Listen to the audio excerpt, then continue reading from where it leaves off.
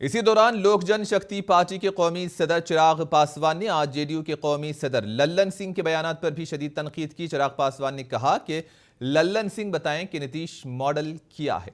चिराग पासवान ने कहा कि बिहार में कई सुलगते हुए मसाइल होने के बावजूद ऐसे मौजूआत पर बात हो रही है जिसका आवाम के लिए कोई मतलब ही नहीं है। सैलाब, खुश्कसाली पर बात नहीं हो रही है। इन्होंने कहा कि जब से नीतीश कुमार चीफ मिनिस्टर बने हैं वो सीएम की कुर्सी बरकरार रखने की कोशिश में लगे हुए हैं। पासवान ने कहा कि अगर नीतीश ग्रैंड अलायंस में आ जाते हैं तो भी चीफ मिनिस्टर रहेंगे और अगर वो एनडीए में भी रहते हैं तो फिर चीफ मिनिस्टर ही रहेंगे। नीतीश यही चाहते हैं। लोग जहरीली शराब से मर रहे हैं जिस पर तवज्जो देने की जरूरत है। इनके जनता दल यूनाइटेड के अब तो क्या यूनाइटेड रहा ही नहीं है, जनता दल डिवाइडेड हो गया है।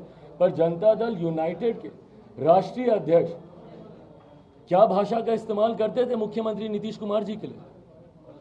भाई वो वीडियो पुनः पता नहीं क्यों पर वापस से वायरल तो हो ही रहा। मुख्यमंत्री जी के पेट में दांत हैं। भाई ये सोच भी हम लोग की जहन में कभी नहीं आती थी। ये सोच को देने वाले उसके जनक कौन है भैया? मुख्यमंत्री जी को अगर सावधान होने की जरूरत है तो चिराग मॉडल से उनको सावधान होने की जरूरत नहीं है। उनके घर में उनके विनाश के मॉडल जो बैठे हुए हैं उनसे उनको सावधान होने की जरूरत है भैया।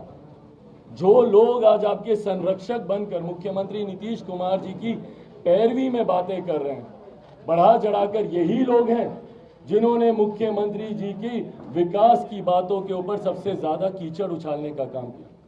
कैसे कोई भूल जाएगा भैया उपेंद्र कुशवाहा जी ने क्या क्या नहीं बोला था 2020 के चुनाव में।